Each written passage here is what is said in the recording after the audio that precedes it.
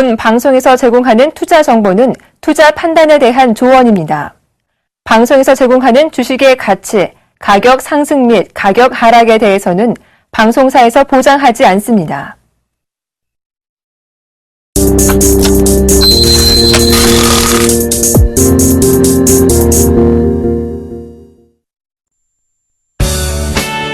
정확한 시황은 기본, 발로 뛰는 주식 투자, 숨은 흑진주 발굴의 대가, 안전성, 정확성은 물론 수익까지 이 모든 것을 원한다면 대박 플러스와 함께 기업 탐방의 원조 조민규 멘토의 발로 뛰는 주식 투자 지금 바로 공개됩니다.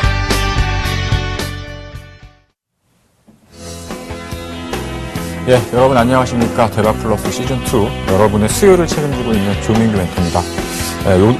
요즘 같은 경우에 열대야 때문에 잠을 설치시는 분이 많다고 하는데요. 실내 온도가 너무 낮더라도 좀 잠을 주무실 때 불편함을 느끼실 수 있다고 합니다. 실내 온도를요 23.9도로 유지시켜 놓고 취침을 하시면 건강에 좀 도움이 된다고 하네요. 숙면이 필요하신 분들은 오늘부터 실내 온도를 23.9도로 맞춰놓고 한번 시작을 한번 해보시기 바라겠습니다. 자, 그러면 오늘 대박 플러스 힘차게 시작해 보도록 하겠습니다. 먼저 포트폴리오 종목 상담 신청부터 알려드릴 텐데요. 전화 02-3153-1611부터 2번, 무료 문자 013-3366-0110, 서울경제TV www.cntv.co.kr 종목 상담 신청 게시판에다가 궁금한 기법이라던가 전 종목에 대한 포트폴리오 상담이 필요하신 분들은 주저하지 마시고 연락 주시기 바라겠습니다. 예, 첫 번째로 이제 오늘 주식 시장부터 좀 짧게 살펴봐야겠죠. 오늘 같은 경우에는 지수가 간신히 2,000포인트를 지금 지켜놓고 마감을 하는 모습을 보였습니다. 전반적으로 외국인들의 선물 쪽 매도, 그 다음에 현물 쪽에서도 기관하고 외국인들의 동반 순매도가 좀 기록을 되는 모습들을 보였었는데요.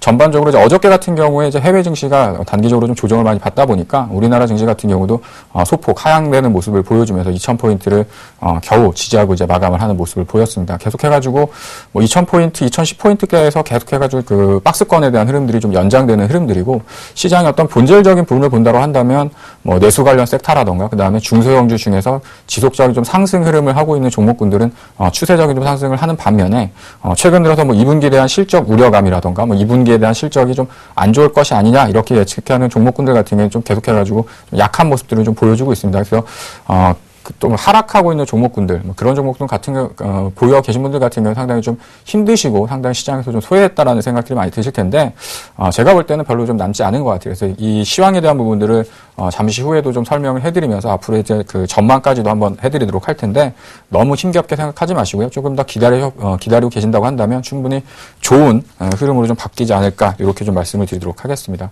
그래서, 지금 최근에 어떤 시장을 보면 딱 두 가지인 것 같아요. 가고 있는 종목, 그 다음에 시장에 좀 소외받고 있는 종목군들, 아무래도 이제 2분기 실적, 삼성전자의 2분기 실적이 어닝 쇼크 수준의 어떤 그 8조 원 이하의 그 실적을 발표했음에도 불구하고 사실상 주가는 상당히 좀 잘 지켜내는 모습을 보였습니다. 이틀 연속해가지고 한 140만 원대를 지지하는 모습들을 좀 보여주고 있거든요.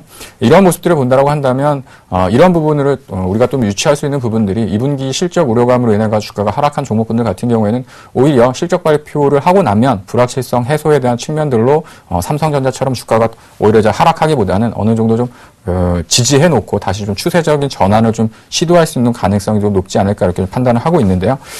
그 부분을 그 이유에 대해서 좀 제가 생각을 하다 보니까 말씀을 좀 드리도록 할 텐데, 이번 주, 월요일날 제가 제시해 드렸었던 이번 주 예상 지수 밴드는 1988포인트부터 2010포인트 정도로 이제 말씀을 드렸습니다. 그래서, 계속해가지고 좀 답답한 분위기죠. 2000포인트와 2010포인트, 대략적으로 한 30포인트 정도 내외권에서 지금 움직여지는 모습들을 계속해가지고 연출시켜 놓고 있는데, 아시는 것처럼 2분기 실적 시즌으로 이제 다가오다 보니까 그에 따른 불확실성에 따라가지고 지수 자체가 이제 힘이 없는 그런 형태의 어떤 흐름들을 좀 보여주고 있고, 아무래도 이제 종목군 장세가 펼쳐지다 보니까 대형주를 선호하시는 분들께서는 종목을 참 고르기가 좀 힘들지 않나 이렇게 좀 판단을 하실 텐데요. 일단 삼성전자 실적은 이미 이제 시장에 노출이 됐습니다. 그래서 삼성전자 같은 경우도 시장에 어떤 우려감이 있었었지만 오히려 실적 발표한 이후의 주가의 흐름들은 좀 견조하고 잘 지켜나가는 좀 모습들을 보여줬었고요.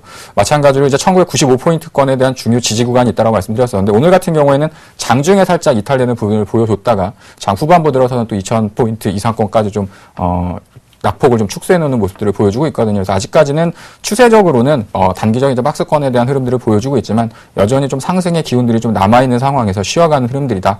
이렇게 좀 보시면 될 것 같습니다. 그래서 주 후반부에 대한 부분들을 좀 잠깐 좀 말씀드리도록 할 텐데 앞서서 말씀드렸던 것처럼 이제 삼성전자 2분기 실적은 어느 정도 이제 주가에 선 반영이 됐었고 실질적으로 주가가 뭐 시장에서 저 역시도 어느 정도 좀 충격이 있지 않을까 생각을 했었었는데 일단 시장의 어떤 참여자들 메이저 수급 주체의 흐름에서 본다고 한다면 2분기 실적에 대한 부분들은 이미 선반영됐다. 뭐 이런 쪽으로 좀 관측들을 많이 하는 것 같아요. 그리고 3분기 같은 경우에도 우려감은 있지만 어찌됐든 2분기보다는 조금 더 좋아지지 않을까 이렇게 좀 예측을 하고 있고요. 특히 삼성전자의 2분기 상당히 안 좋았던 실적이 발표됐음에도 불구하고 주가가 상당히 견고한 모습들을 보여줬기 때문에 차후에 실적 발표를 하는 기업들 역시도 삼성전자 실적 발표에 따른 합숙 효과를 좀 나타날 수 있는 부분들이 아닐까를 좀 생각이 되어집니다. 그래서 오히려 이제 2분기 우려감으로 인해 가지고 주가가 하락한 종목군들 같은 경우에는 이번에 삼성전자에 있던 2분기 잠정 실적 발표처럼 주가가 충격적으로 하락하기보다는 오히려 안 좋은 부분들을 좀 털어냈다 이렇게 좀 판단을 하면서 오히려 주가가 좀 바닥권에서 좀 돌아서는 그런 흐름들을 좀 나타날 수 있을 걸로 보여지고요. 이제 목요일하고 이게 금요일장이 남아있는 흐름인데 일단 코스피 지수 기준으로는 한 2007포인트 정도를 빨리 좀 회복하는 흐름들이 나타나줘야 다시 한번 추가적인 좀 랠리를 좀 나타날 가능성이 높겠고요. 그다음에 1995포인트라고 이제 그 말씀을 드렸었는데 이 구간에 대한 지지도 상당히 좀 중요한 흐름들이 있습니다. 여기가 이탈되게 되면 한 대략적으로 한 1980포인트 그 수준 이하권까지도 단기적인 좀 조정이 가능할 수 있기 때문에 2007포인트와 1995포인트라는 구간대가 사실은 이렇게 많은 폭은 아니에요. 그래서 상당히 좀 그 빨래줄처럼 이렇게 탱탱하게 그 접혀져 있는 그런 자리 구간대에서 계속해가지고 지수가 좀 멈춰져 있는 흐름들을 좀 보여주고 있고요. 특히 오늘 같은 경우에 좀 특징적으로 봐야 되는 부분들이 IT 섹터 중에서 주도주라고 볼 수 있었던 종목군들의 탄력 둔화가 좀 나타나는 흐름들을 보였었죠. 삼성전자 같은 경우에는 단기적으로 140만 원 후반대에서 120만 원 그 후반대까지 단기적으로 조정을 보였다가 130만 원대를 유지하는 모습을 보여주고 있다고 한다면 오늘 같은 경우에는 LG전자 그다음에 최근에 있어서 가장 탄력성이 좋았었던 SK 하이닉스 그다음에 LG 디스플레이 같은 경우도 단기적인 고점에서부터 좀 밀려 내려오는 흐름들을 좀 보여주고 있습니다.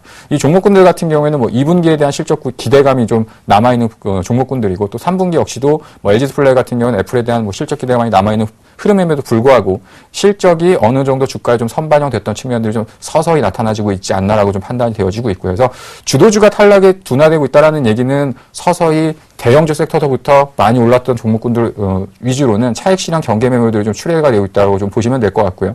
이 부분들이 차후에 중소형주 쪽으로도 연결될 수 있는 가능성을 배제해둘 수는 없다라고 좀 판단하고 있습니다. 그러니까 지금 현재 시장 자체가 상승하고 있는 종목과 지속적으로 어떤 실적 우려감 때문에 그 조정을 보이고 있는 종목군들이 있지만 이제 이 종목군들에 대한 순환매가 서서히 나타날 수 있는 터닝 포인트가 다가와지고 있다라고 생각이 되어지는데요. 이 부분을 지수로 분석을 해가지고 좀 말씀을 드리도록 하겠습니다. 예, 지금 뭐 보시면 2000포인트, 2020포인트 뭐 계속 해가지고 나오는 자리들이죠. 그리고 주가가 빠질 것 같으면서도 그렇게 많이 안 빠지고 있는 흐름들이 계속 해가지고 좀 반복이 되다 보니까 실질적으로 어느 정도 하락하면 기본적으로 한 2000포인트에서 2000포인트 초반대까지는 상승이 들어가지만 뭐 추가적인 상승에 있어서는 상당히 좀 어려운 부분들이 나타나지고 있습니다. 이 부분에 대해서 좀 말씀을 드리도록 할 텐데 첫 번째로 제가 말씀드렸던 부분들이 이제 달러 환산 지수입니다. 지금 그 화면에 보시면 달러 환산 지수를 기준으로 볼 때 앞서서 말씀드렸던 것처럼 코스피 지수 상으로 봤을 때는 2050포인트의 박스권 상단부를 이미 넘어가져 있다라고 이제 말씀을 드렸습니다. 이 부분은 외국인들에 대한 어떤 그 환차의 경계 매물이라던가 환차 이익을 통한 어떤 그 수급적인 부분에 있어서 외국인들이 지속적으로 우리나라의 어떤 그 매수 그 현물 쪽이죠. 주식 쪽을 이제 매수하는 기본적인 이제 바탕이 될 텐데요. 이 부분을 좀 자세히 좀 설명을 드리고 싶은데 첫 번째는 우리나라 지수는 지금 아직까지도 2020포인트, 2010포인트 구간에서 계속해가지고 제자리 걸음을 하고 있음에도 불구하고 달러로 환산한 지수는 단기적인 고점 돌파를 하고 있는 모습들을 좀 보여주고 있다라는 얘기죠. 그래서 이 이유는 뭐냐면 단기적으로 환율이 하락을 하다 보니까 코스피 지수는 정체되어 있는 흐름임에도 불구하고 외국인들의 입장에서는 지수가 상승할 것 같은 그러한 착시적인 효과를 지금 발생하고 있다는 흐름들이 지금 나타나주고 있는 거고요. 그래서 외국인들의 어떤 기본적인 그 기술적 분석사에서 나타나는 포인트까지 간다라고 한다면 대략 1000포인트 정도로 이제 우리가 기대할 수 있을 텐데 1000포인트까지 갔을 때 과연 우리나라 코스피 지수는 몇 포인트까지 달성이 가능할 것이냐. 지금 현재 계산한 부분으로 따진다고 한다면 2050포인트, 2060포인트 정도가 될 수 있습니다. 근데 반대로 환율이 추가적으로 하락을 하게 되면 달러 환산 지수는 오히려 이제 상승하는 트렌드로서 계속해가지고 고점 돌파를 나가겠지만 코스피 지수는 계속해가지고 정체될 수 있는 가능성이 있거든요. 그래서 이 두 가지 때문에 사실은 종목에 대한 순환매가 일어나지 않고 가고 있는 종목하고 가고 있지 않은 종목군들이 계속해가지고 이제 그 수급적인 이제 쏠림 현상이 계속해가지고 발생하는 흐름들을 보여주고 있는데 일단 1차적으로 환율이 추가적인 저점을 이탈하게 된다거나 혹은 코스피 지수 자체가 추가적으로 어떤 상승 방향성을 나타나게 된다고 한다면 이 트렌드는 바뀌어져 나갈 수 있다라는 거죠. 예, 그래서 지금 달러 환산 지수에 대한 부분들을 잠시 설명드렸었는데 이 부분을 좀 다시 한번 좀 설명드리면 첫 번째로 지금 보시는 것처럼 2011년도 때 8월 달에 나타났었던 고점 자체가 미국의 신용 등급이 강등되기 이전의 자리거든요. 근데 그 이전에서부터 지금 미국 지수 같은 경우에는 그 자리를 넘어서는 급등 형태를 지금 계속하고 나타나주고 있고요. 근데 지금 같은 경우에 코스피 지수로 환산해 보면 한 2050포인트, 2060포인트 구간에 와 있지만 코스피 지수가 상승을 해가지고 지수가 오른 것처럼 보이느냐? 이건 사실상 아니라는 겁니다. 그러면 외국인들 입장에서는 코스피 지수가 정체되어 있음에도 불구하고 사실상 달러 환산 지수를 상승시켜주는 어떤 효과를 나타낸다고 한다면 원화가 지속적으로 이제 하락하는 구간이 되게 되면 오히려 달러 환산 지수는 상승 쪽으로 이제 올라가게 되는 거죠. 그러니까 이러한 어떤 트렌드가 바뀌지 않고 있기 때문에 종목군들의 어떤 쏠림 현상 자체가 계속해가지고 추세적으로 유지될 수 있는 부분들이 나타날 수 있겠고요. 단기적으로 1000포인트 정도에 도달하게 되면 우리나라 지수 자체도 지금 이 자리에 머물러 있을 가능성도 있습니다. 그렇게 된다고 한다면 환율 자체가 1010원 이하로서 다시 한번 또 추가적인 원화 강세가 좀 촉발되는 그런 흐름들이 나타날 가능성도 있고요. 반대로 환율이 정체되어 있는 상황에서 지수가 올라주면 좋을 텐데 지금 그러한 상황은 사실상 좀 기대하기 좀 어려운 국면들이 있거든요. 그래서 두 가지에 대한 부분들이 좀 바뀌어지는 트렌드들이 좀 나와줘야 되는데 아직까지는 그런 흐름들이 없습니다. 그래서 이 추세는 단기간에 아직까지는 좀 유지되는 추세가 좀 나타날 가능성이 있겠고요. 마찬가지로 이제 서서히 변화의 조짐이 나타날 수 있을 가능성이 있다고 하는 건 남아있는 그 변화에 대한 폭이 많이 남아있지 않습니다. 그러니까 궁극적으로는 외국인들이 가고자 하는 지수의 포인트는 이미 정해져 있는데 환율이 추가적인 하락을 하고 코스피 지수가 상승을 하게 되면 목표 지수까지 조달하는 데 있어서 시간이 훨씬 더 짧아질 수 있거든요. 그리고 고점에서부터 다시 한번 그 조정을 보여줄 때 거기서부터 아마도 이제 그 최근에 있어서 그 시장을 주도했었던 종목군들하고 바닥권에서 지금 실적 때문에 소외가 되고 있었던 단기 낙폭과대죠. 시장에서 소외됐었던 종목군들이 바뀌어지는 수급 형태가 좀 나타날 가능성이 좀 높지 않을까 이렇게 좀 판단을 하고 있습니다.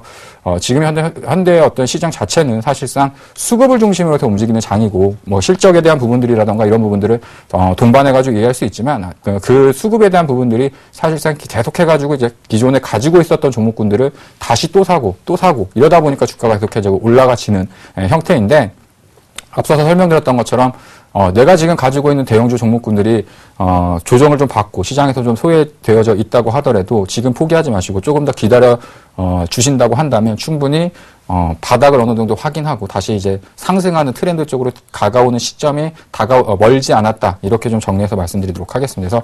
그래서 시장에 대한 부분들을 항상 좀 궁금해 하시는 분들도 많고요.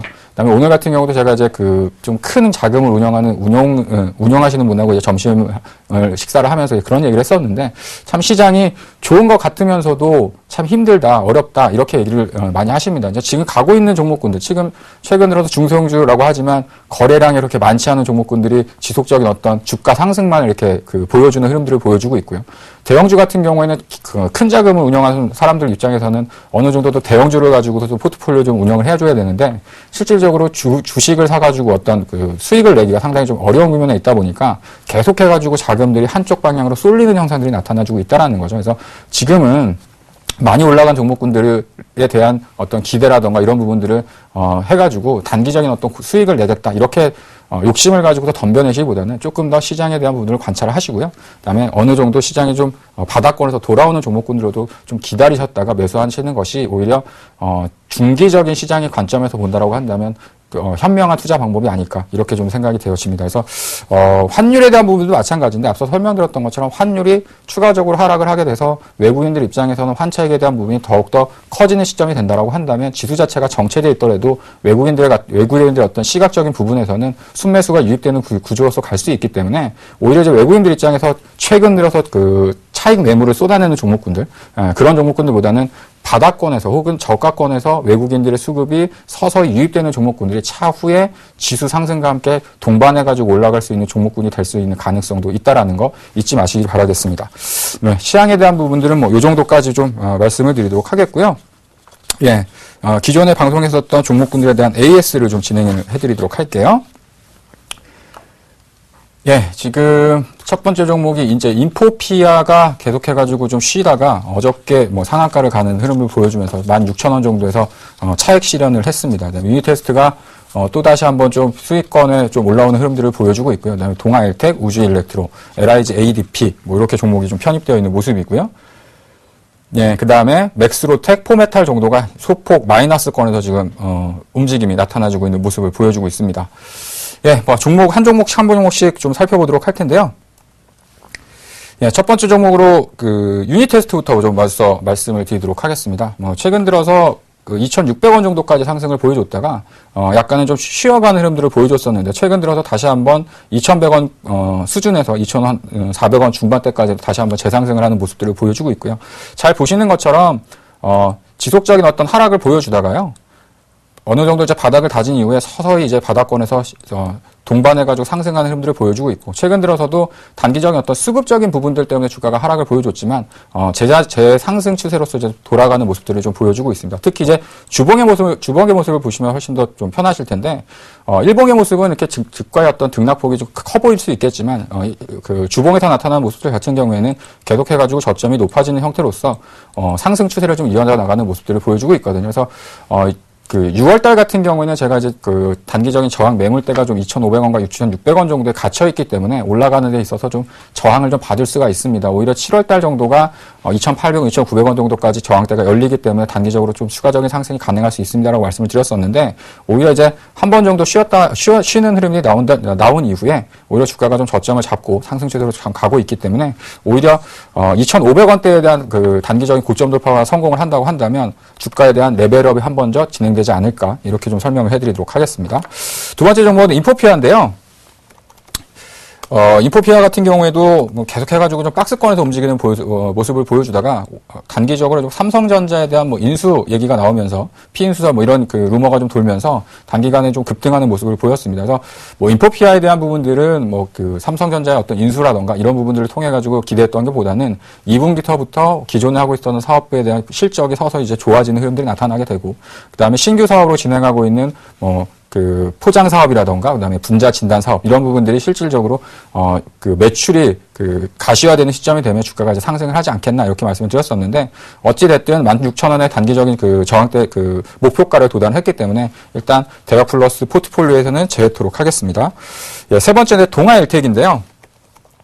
예, 1분기에 그 실적 발표 이후에 단기적으로 좀 조정을 보였다가 마찬가지로 약간은 좀 쉬어가는 흐름들이 좀 보여주고 있으나 단기적인 저점은 좀 확인되었다고 좀 판단이 되어지는데, 지금 현재 같은 경우에는 계속해가지고 이 앞서서 나와 있었던 요 상단부 매물대를 지금 소화해 나가는 과정을 좀 보여주고 있다 보니까 주가가 옆으로 좀 횡보하는 모습들을 좀 보여주고 있습니다. 그래서 지금 현재 구간이라고 한다면 대략적으로 한 8,300원에서 8,400원 정도를 돌파하는 흐름들이 나와줘야 추가적으로 이제 9,000원 정도를 다시 한번 회복할 수 있는 흐름들이 좀 나올 수 있다라고 판단을 하고 있고요. 마찬가지로 9,000원대에 대한 부분들이 목표가가 아니라 중장기적으로 봤을 때는 10,000원 이상에 대한 목표 주가를 좀 보고 있는 종목이기 때문에 현재 구간에서 뭐 추가적인 그 주가의 조정만 없다라고 한다면 충분히 추가적인 상승이 좀 가능할 수 있다라고 좀 말씀을 드리도록 하겠습니다.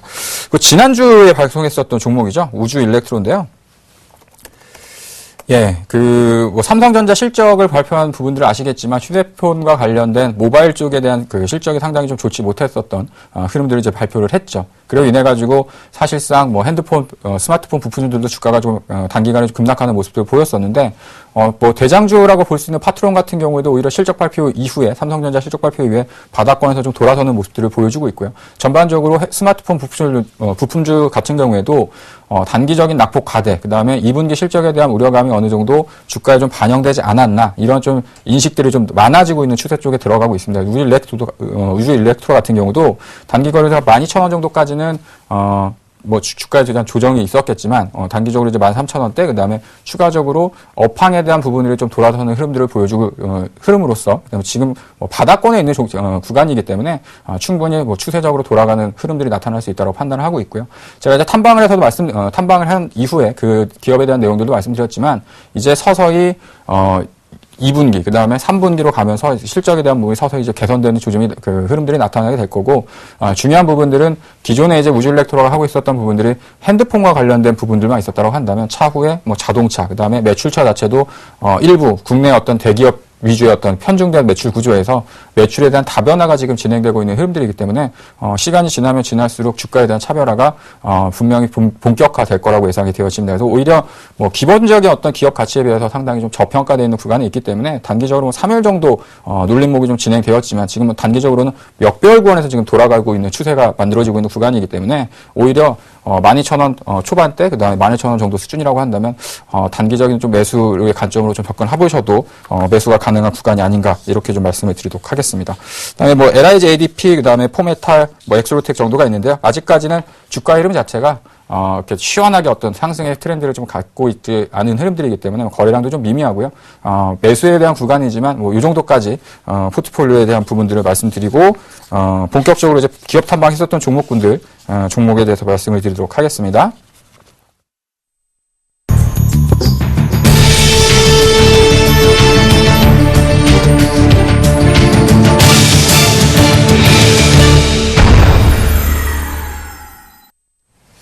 예, 이번에 이제 그 말씀드리고 싶은 종목에 대해서 말씀을 드리기 전에, 기업 탐방에 대한 부분들을 통해가지고, 과연 기업 탐방을 가는 이유가 뭘까 궁금해 하시는 분들이 상당히 많으신 것 같아요.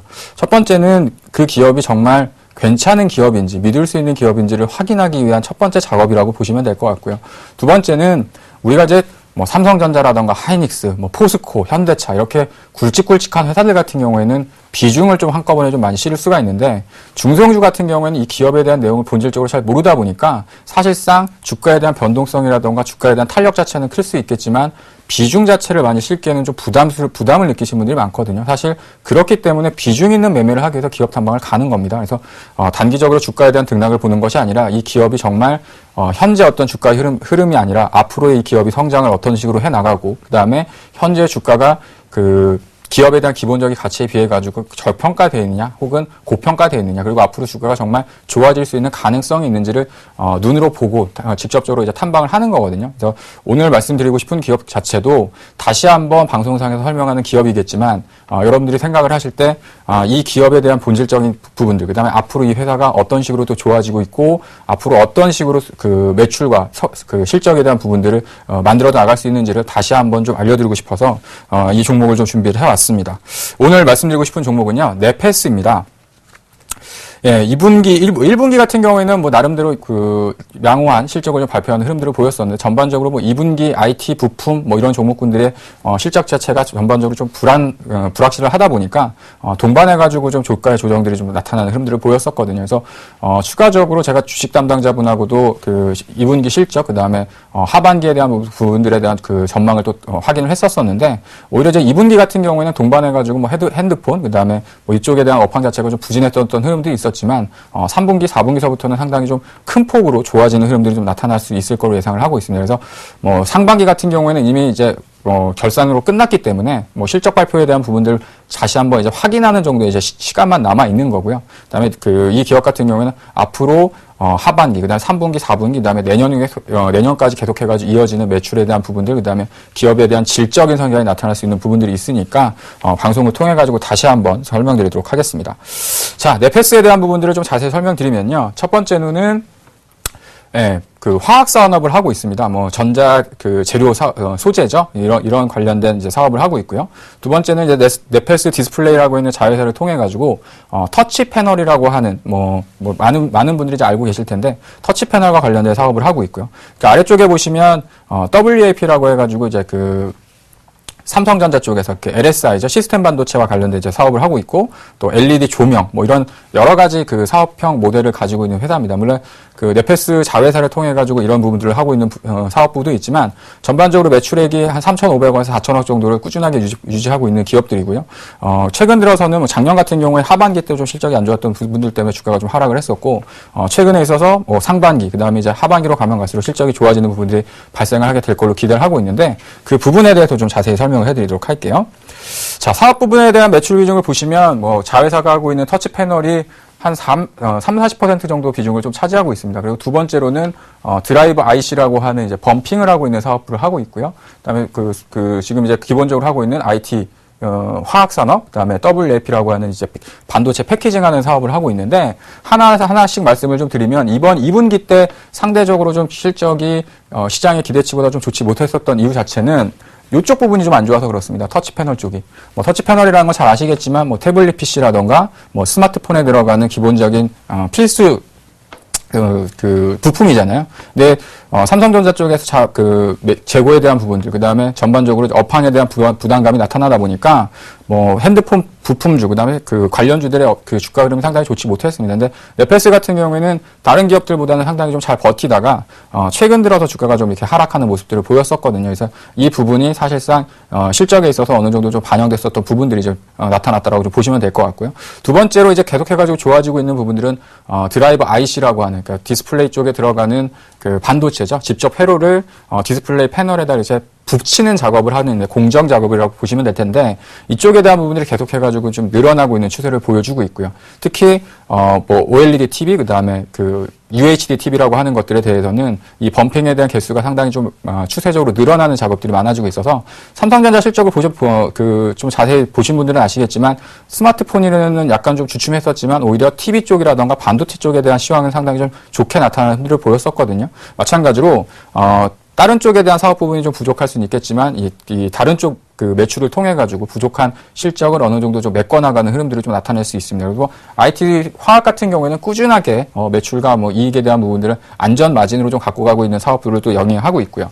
두 번째로 좀 안 좋았었던 부분들이 이제 WLP라고 하는 부분들인데 과거에 보시면 삼성전자에서 애플 쪽에 들어가는 아이폰에다가 A6, A5 해가지고 하는 인텔에서 만든 어떤 CPU 같은 AP를 만드는 납품을 했었습니다. 근데 삼성하고 이제 애플의 어떤 소송 관계들 때문에 그런 부분들이 이제 타 업체 쪽으로 좀 이렇게 이전이 되다 보니까 이쪽에 대한 매출처가 좀 줄어드는 흐름들이 나타났었고요. 사실상 이제 그 부분에 대한 삼성 쪽 물량을 가지고 있었던 네페스 같은 경우도 그것 때문에 이제 매출 비중이 좀 줄어드는 모습들을 보였었는데 오히려 이제 하반기로 가면 갈수록 이런 부분들이 좀 확대되는 흐름들을 나타낼 수 있을 걸로 좀 판단을 하고 있고요. 마찬가지로 이와 관련해 가지고 중국 쪽에서도 지금 또 이제 서서히 매출에 대한 기대감을 좀 나타낼 수 있을 걸로 보여집니다. 근데 이 부분이 지금 당장 나타나는 부분들은 아니고요. 이제 하반기 말 정도서부터 이제 내년 초에 나타나는 흐름들인데 지금 주가로 봤을 때는 주가가 좀 싸다라는 얘기죠. 그래서 오히려 주가가 싼 수준에서 미래에 대한 기대감을 가지고서 사야 되는 것이 아닌가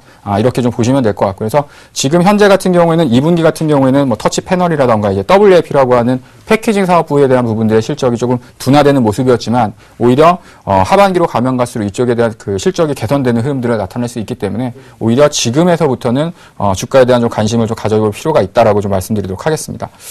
DDI에 대한 부분도 마찬가지인데요. 지금 잘 보시면 아시겠지만 UHD TV 그다음에 태블릿 PC 등등등 해가지고 계속해가지고 이쪽에 대한 사업부는 성장을 해 나가고 있습니다. 그래서 특히나 해상도가 높아지면 높아질수록 이쪽에 대한 전망들이 상당히 좋아지는 흐름들을 보여주게 되고요. 마찬가지로 삼성전자 같은 경우에도 계속해가지고 TV 쪽 기존에 이제 모바일 쪽에서 늘지 않았었던 매출에 대한 부분들을 TV 쪽이라든가 반도체 쪽에서 새롭게 좀 만들어 나가는 모습들을 보여주고 있기 때문에 지금 네페스가 하고 있는 DDI와 관련된 이쪽 사업부 역시도 추가적인 상승의 트렌드가 좀 나타날 수 있는 흐름들이고 지금 단기적으로 다른 쪽 사업이 좀 부진해가지고 공장에 대한 가동 자체가 좀 낮아져 있는 흐름들에서는 오히려 이런 쪽 사업부를 대체해가지고 좀 공장을 가동률을 좀 높여나가고 있는 흐름들이라고 하더라고요. 그래서 지금 전체적으로는 휴대폰 때문에 전반적인 어떤 이런 부품주라던가 이런 종목군들에 대한 주가 하락이 나타났었지만 기업에 대한 세세한 부분들을 좀 살펴보면 다른 기업하고는 다르게 모바일 쪽에 편중된 매출 구조를 가지고 있는 것들이 아니라 TV라던가 태블릿 PC 등등등 해가지고 다른 쪽에 대한 사업 부분들도 지금 영위하는 부분들이 있기 때문에 충분히 주가에 대한 차별화를 좀 기대할 수 있다라고 좀 보시면 될 것 같습니다. 예, 세 번째로 이제 앞서서 말씀드렸던 것처럼 삼성과 글로벌 파운드리, 기존에도 한번 뉴스가 됐었던 내용들인데 이쪽에 대한 부분들도 관심을 가져야 되는 부분들이 뭐냐면요. 삼성과 이제 애플의 어떤 특허 분쟁 이런 부분들 때문에 사실상 좀 사이가 좀 멀어져 있다가 지금 애플에서 만드는 아이폰 6죠. 이거 새로 나오는 신제품에 대한 기대감이 나오면서 새롭게 삼성에서도 이런 쪽과 관련된 사업 적인 수혜가 좀 나타나지 않을까 이렇게 좀 예상을 하고 있습니다. 그래서 지금 현재 같은 경우는 애플에 대한 그 뭐 실질적인 출시가 되고 있지 않기 때문에 기대감만 이제 남아 있는 부분들이고요. 이제 서서히 초도 물량이 나오고 실질적인 매출이 잡히고 그 생산에 대한 부분들이 늘어나게 되면 삼성 역시도 이쪽과 관련된 사업을 통해 가지고 수혜가 될 수 있는데 넷패스가 이와 관련된 패키지 사업들 또 영위하고 있기 때문에 넷패스 역시도 이와 관련된 사업적인 수혜가 될 수 있다 이렇게 보시면 될 것 같습니다. 그래서 뭐 앞서서 말씀드렸던 것처럼 이제 그런 쪽에 관련해 가지고 계속해가지고 좀 추세적으로는 좀 늘어나고 있지만 지금 같은 경우는 약간 좀 정체됐던 흐름들이 나타났었거든요. 근데 내년도가 되면 이제 중국 쪽으로 진출해가지고 중국 쪽에서도 새로운 좀 매출이 이제 발생을 하게 되고 그래서 지금 현재 넷패스 같은 경우에는 어느 정도 좀 어려웠던 국면을 지금 통과해 나가는 그런 구간이라고 좀 보시면 될 것 같습니다. 그래서 주가에 대한 부분들이 하락을 하게 되면 대부분의 분들이 어떤 생각을 갖게 되냐면 회복이 안 되는 거 아니야? 힘든 거 아니야? 어려워가지고 좀 팔아야 되는 거 아니야? 이렇게 생각하시는 분들이 계신데, 오히려 주가가 하락했을 때, 믿을 수 있고, 그러니까 오히려 더 주식을 싸게 살 수 있는 기회 구간으로 확인을 하려고 한다면, 기업에 대한 자세한 내용들을 알고 있어야 된다라는 거죠. 그래서, 지금 잘 보시면, 넷패스 같은 경우에도, 지금 WAP와 관련됐던 어떤 부분들, 이런 자회사에 대한 매각 부분도 이제 마무리 국면에 진입을 하고 있기 때문에, 충분히 향후에 어떤, 그 매출에 대한 부분들과 이익에 대한 질적 흐름들이 좋아지는 흐름들이 나타날 수 있을 걸로 참고하시면 될 것 같습니다. 세 번째로 이제 터치 패널인데요. 계속해가지고 터치 패널과 관련해서는 사실상 넷패스 같은 경우는 특별하게 좀 재미를 못 냈었던 사업 부분이었었는데 이제 올해부터는 흑자로서 좀 전환되는 흐름들이 좀 이어져 나가고 있고요.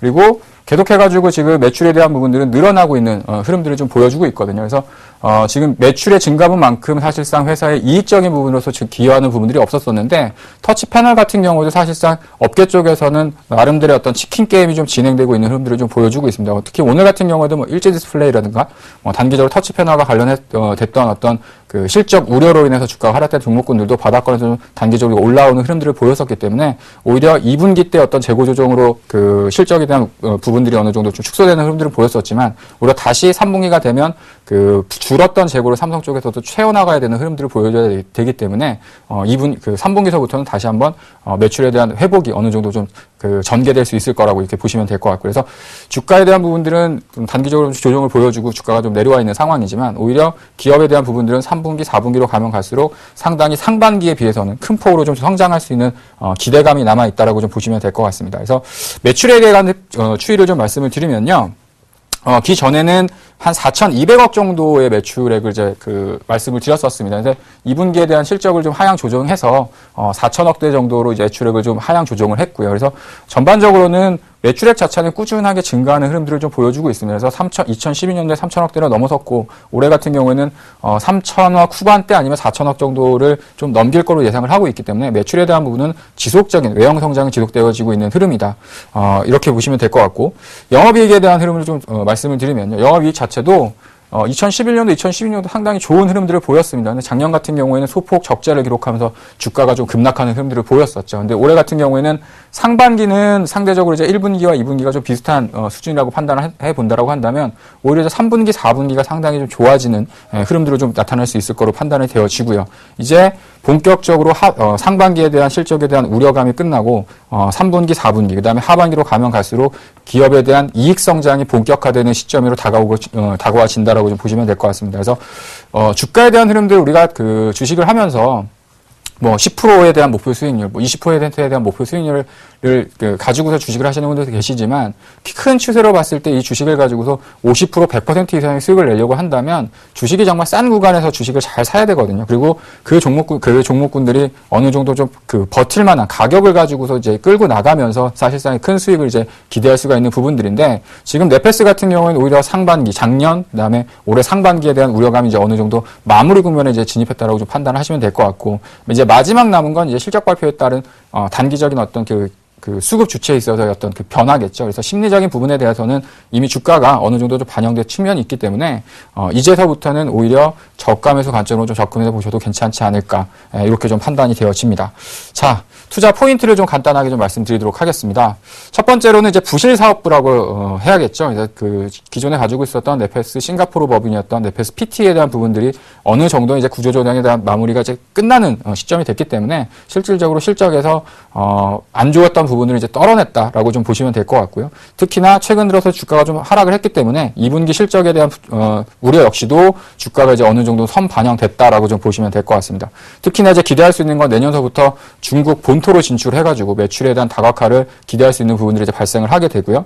지금 현재 같은 경우 이제 TV 쪽에 대한 기대가 상당히 좀 크게 나타나고 있는 부분들인데 이쪽에 대한 업황이 상당히 좋아지고 있는 흐름들이기 때문에 오히려 3분기, 4분기 쪽에서는 이런 것과 관련된 실적의 개선 속도가 좀 빠른 속도로 진행될 수 있다라고 좀 보시면 될 것 같습니다. 그래서 앞서서 말씀드렸던 것처럼 상반기는 생각보다는 좋지 못했습니다. 제가 처음에 탐방을 갔었을 때도 마찬가지였지만 1분기 괜찮았고요. 그다음에 가면 갈수록 좋아질 겁니다 했었었는데 본의 아니게 2분기 전반적으로 이제 IT 업황 자체가 좀 부진하다 보니까 실적이 좀 주춤하는 모습들을 보였었고요. 그에 따라 가지고 주가가 하락하는 모습을 보였었지만 오히려 지금 현재 기점에서 본다고 한다면 3분기, 4분기가 이제 좋아지는 흐름들이 나타나고 오히려 올해보다는 내년에 대한 이익 성장이 상당히 큰 폭으로 성장을 기대할 수 있기 때문에 주가가 싼 시점인 지금의 현재 구간이 단기적인 좀 매수의 구간으로 좀 보셔도 무방하지 않을까 이렇게 좀 판단을 하고 있습니다. 그래서 마지막으로 가장 중요한 건 그겁니다. 주가 하락에 따른 가격적인 메리트가 발생을 할 수 있다라는 거죠.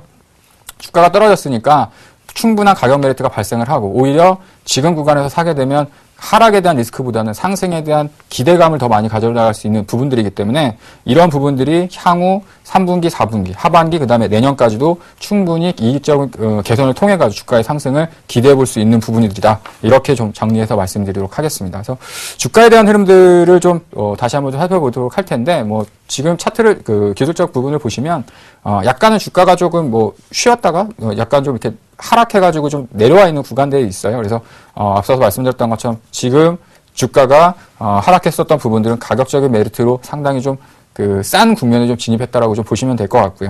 그래서 첫 번째 이제 목표 주가에 대한 부분들은 좀 설명해드리도록 할 텐데, 예, 첫 번째 이제 목표로 잡고 있는 시가총액은 대략 2천억 정도로 1차적으로 잡아봤습니다. 그래서 기존의 어떤 네페스가 평균적으로 시가총액을 유지했었던 부분들이 한 2,500억 정도 수준을 유지했었었는데 일단 작년도의 실적에 대한 부분들 그다음에 올해 상반기 실적에 대한 우려감이 어느 정도 있었기 때문에 1차적인 목표 시가총액은 2,000억. 그러면 현재 시가총액이 대략 한 1,589억, 1,600억 정도 되거든요. 그래서 예, 시가총액을 2,000억 정도로 환산하면 주가로 한 9,166원, 한 9,200원 정도 됩니다.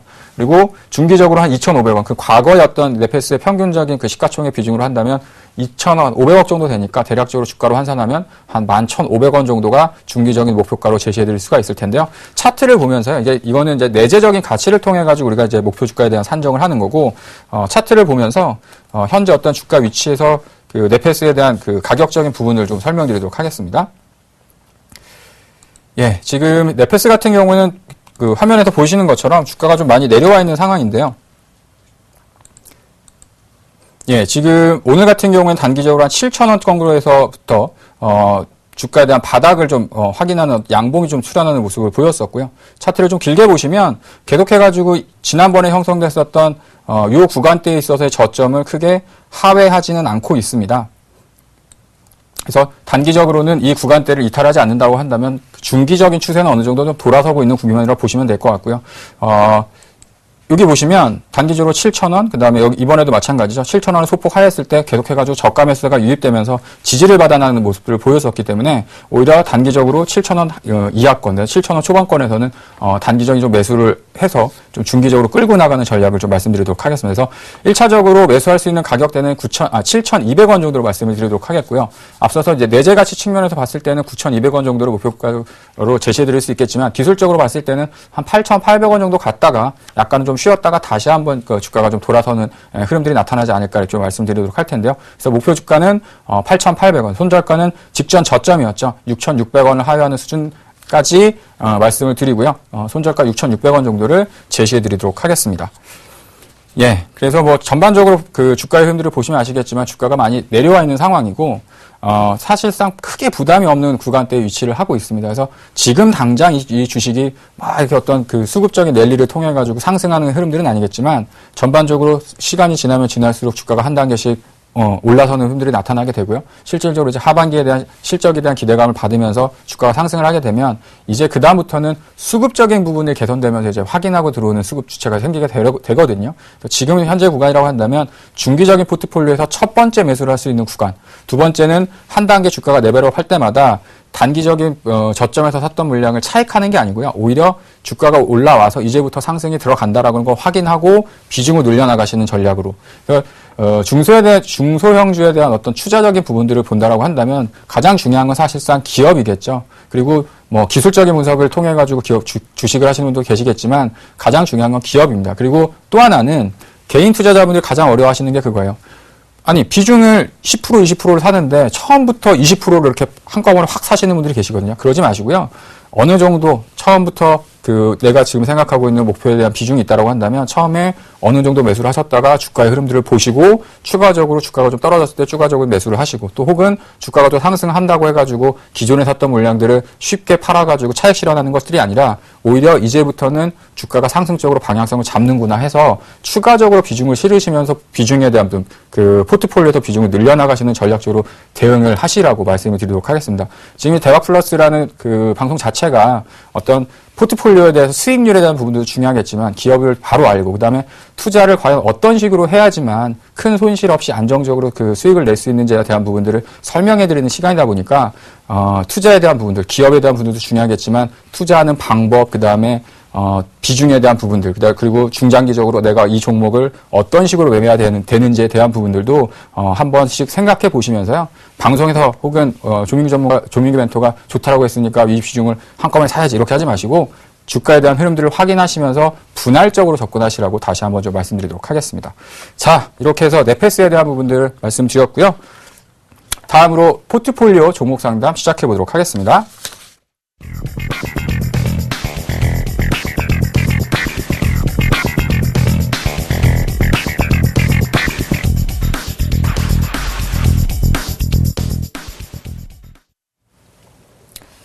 예, 전화 받아보겠습니다. 여보세요? 네, 여보세요? 예, 여보세요? 네네, 안녕하세요. 예, 안녕하십니까? 예, 예, 어떤 종목이 궁금하셔서 전화 주셨죠? 네, 제가 지금 루멘스하고 예, 그 ICD하고 삼성 SDI를 갖고 있는데요. 예, 여기 루멘스 같은 경우는 제가 저기 11,500원에 샀어요. 예, 11,500원. 예, 근데 지금 좀 많이 떨어졌거든요. 예, 예, 근데 제가 이거를 샀을 때 당시에 예, 그 사이에 두 번 정도 한 텀이 있었는데 예, 한 8,000원까지 두 번 이렇게 많이 떨어진 적이 있어요. 예, 예, 예, 그래서 제가 지금 저기 신경을 너무 많이 써서 예, 좀 루멘스의 파는 시점을 좀 알고 싶은데 예, 얼마 정도 이제 루멘스가 올라갈 가능성이 있고 제가 어느 시점에 좀 팔면 예. 어느 정도 좀 수익 창출을 하면서 잘 팔 수 있는지 좀 알고 싶어서요. 예, 알겠습니다. 그 다음에, 뭐, ICD하고, 예, 삼성 SDI, 이렇게 종목을 가지고 계시네요. 네네. 예. 그리고 현금이 50% 정도 있으세요? 아, 20%요. 20%? 네네. 현금이 20%세요? 아니, 저기 삼성 20%를. 아, 삼성 SDI가 20%. 네네. 현금 비중이 50%. 절반 네네. 정도가 현금인 상태시네요? 네네. 예. 그래도 일단 뭐 종목을 뭐 세 종목 하시면서 뭐 현금 비중도 어느 정도 유지를 하고 있으셔가지고 포트폴리오는 나쁘지 않은 것 같아요. 뭐 주가에 대한 흐름들이 약간 좀 뭐 주가가 매수했었던 가격보다 좀 하락한 부분들은 있긴 한데 한 종목씩 좀 말씀을 드리도록 하겠습니다. 일단 비중이 제일 크니까 삼성 SDI부터 좀 말씀을 드리도록 할게요. 네. 예, 지금 매수하셨던 가격이 15만 8천 원인데 네네. 지금 주가에 대한 흐름 보면 소폭 수익권이 지금 있으신 상태예요. 네. 예. 지금 보시면 계속해가지고 17만 원 정도에서 지금 저항을 좀 받아나가고 있습니다. 예. 그래서 지금 뭐 기본적으로 잘 아시는 것처럼 삼성 SDI랑 제일모직에 대한 뭐 합병 기대감 뭐 이런 부분들 때문에 주가가 좀 최근으로 좀 올라왔잖아요. 예. 그래서 지금 현재 같은 경우에는 뭐 보유를 해 나가셔도 무방한 가격대라고 좀 말씀을 드리도록 하겠고요. 목표가는 18만 원 정도로 제가 말씀을 드리도록 할게요. 그러니까 지금 현재 같은 경우는 17만 원에서 계속 저항을 좀 받고 있는데 중기적으로 봤을 때는 한 18만 원 정도까지는 추가적인 좀 상승이 좀 가능하지 않을까 이렇게 좀 판단을 하고 있습니다. 그리고 손절가는요 15만 원. 예. 어느 예. 시점에서 제가 좀 더 사야 될까요? 그러면 제가 볼 때는 지금 현재 구간에서는 비중을 좀 늘리지 마시고요. 기존에 있는 비중만 좀 유지를 해 나가세요. 네. 예. 예, 그래서 손절가는 15만 원 정도 말씀드리도록 하겠습니다. 네. 예, 그리고 신경을 가장 많이 쓰신다고 하는 루멘스 한번 보죠. 네네. 루멘스 같은 경우에는 단기적으로 좀 많이 하락을 했다가 저점에서부터 좀 반등을 좀 보여주고 있거든요. 앞서서 말씀드렸던 것처럼 이게 상승이 아니라 반등입니다. 반등. 기술적으로 좀 반등을 하고 있는 부분들이어서 예, 지금 루멘스 같은 경우는 지금 그 목표 주가를 11,500원 정도 지금 매수하셨던 가격 정도로 말씀을 드리도록 할게요. 예, 그리고 11,500원 정도 도달을 하면 그 비중 자체를 한 5% 정도로 줄이세요. 그러니까 30% 정도 비중을 좀 줄이셨다가 다시 10,000원 정도까지 좀 조정을 받게 되면 다시 그 파셨던 비중만큼을 다시 좀 늘리시는 전략으로 어떤 의미인지 이해되시나요? 네네. 예, 그러니까 지금 현재 구간에서 이렇게 올라온 다음에 이렇게 올라가기 힘들다는 거죠. 그러니까 어느 정도 올라온 이후에 단기적으로 그 조정을 받았다가 다시 이렇게 올라가는 형태로서 좀 진행될 가능성이 있으니까 11,500원 정도까지 단기적으로 좀 상승이 들어간다고 한다면 일부 비중을 좀 축소하셨다가 다시 조정받을 때 추가 매수를 하시는 방법으로 말씀을 좀 드리도록 하겠습니다. 네. 그 다음에 ICD네요. 네네. 예, ICD는 언제 사신 거예요? 제가 산지 한 몇 달 됐는데요. 예. 이게 손해를 좀 제일 많이 봤어요, 이것 때문에. 예, 지금 11,500원 정도면은 한 4월달, 5월달 정도에 매수를 하셨나봐요. 예, 몇 달 전에 샀으니까. 예, 네, 맞아요. 일단 제 의견은요, ICD는 종목을 좀 올라올 때 정리하셔가지고 다른 종목으로 좀 교체하시라고 좀 말씀을 드리도록 하겠습니다. 네. 첫 번째는 어느 시점에 제가 좀 정리를 할까요? 지금 좀 일단 궁금한- 그 단기적인 목표가는 1,500원 정도로 제가 말씀을 드리도록 할게요. 1,500원 정도라면 예, 어느 정도 좀 올라오는 흐름이 될 수 있거든요. 그러니까 지금 구간에서는 사실 파는 건 의미가 없어요. 예, 네네. 그래서 1,500원 정도, 10,000원 정도를 회복할 수 있는 데까지는 좀 기다려 보시라고 좀 말씀을 드리도록 하겠고, 다만 좀 시간은 걸릴 수 있습니다. 근데 네. 1,500원 정도가 되면 단기적으로 이제 앞서서 보이시는 것처럼 매물이 좀 많아요. 여기 물려있는 사람들이 좀 많기 때문에 계속해가지고 좀 밀리는 흐름들이 좀 나올 수 있거든요. 팔고 싶은 사람들이 많다는 얘기죠. 본전만 오더라도. 그래서 그 정도 구간대가 오면 비중을 줄이셨다가 이 종목보다는 다른 종목들도 좀 교체 매매를 좀 하시라고 좀 말씀을 드리도록 하겠고, 제가 볼 때 기간 자체는 한 3달 정도는 걸릴 수 있어요. 예, 왜냐하면 그 1분기, 2분기, 그러니까 상반기 실적이 좀 좋지 않았기 때문에, 지금 이제 ICD 같은 거 잘 아시는 것처럼 이제 OLED 쪽에 대한 투자가 좀 나오면서 수주가 나와야 되는데, 아직까지는 수주에 대한 모멘텀을 지금 받지 못하고 있습니다. 그래서 오히려 이제 하반기서부터는 좀 회사가 좋아질 수 있는 흐름들이 나타날 수 있으니까 좀 기다리셨다가 지금 당장 여기서 바닥 구간에 있는 구간에서 손절하지 마시고 좀 올라올 때 손실을 좀 줄이셨다가요. 좀 잘 해가지고 좀 정리하시는 쪽으로 대응하시라고 좀 말씀을 드리도록 하겠습니다. 네, 뭐 전반적으로 세 종목 말씀드렸었는데 뭐 도움이 좀 되셨나요? 예, 도움이 많이 됐고요. 예. 예, 선생님 덕분에 그 ICD 같은 경우 제가 진짜 이거를 좀 더 사서 물타기를 해야 되나, 아니 완전히 정리해야 되나라고 진짜 고민을 했는데, 예. 예, 정리를 해야 된다는 생각이 많이 확실히 드네요. 예. 예. 그 ICD 같은 경우는 제가 이제 그 OLED 쪽이라던가 그 관련된 장비 그 업종들을 좀 탐방을 하다 보면 실질적으로 수주가 나오는 회사들은 주가 흐름들이 좋은데 ICD 같은 경우는 상반기 1분기 때 실적이 그렇게 좋지 못했어요. 매출 자체도 급감했고 그런 부분들 때문에 지금 주가가 좀 하락하고 있는 부분들이고 기본적인 가치가 그렇게 싼 편에 지금 속하지 못하고 있습니다. 그러니까 지금 현재 가치가 사실은 어떻게 보면 주식을 하고 있는 입장에서는 매수해야 되는 가치 쪽에 근접한 흐름이기 때문에 지금 자리에서는 매도의 의견이 아니라는 거죠. 오히려 이제 올라오면 손실을 줄이시고 빠져나오시는 전략적으로 접근하시는 게 낫다. 이렇게 좀 정리해드리도록 할게요. 예, 알았습니다. 감사합니다. 예, 알겠습니다. 또 궁금하신 사항 있으면 또 한번 전화 주시고요. 예, 감사합니다. 네, 감사합니다. 네.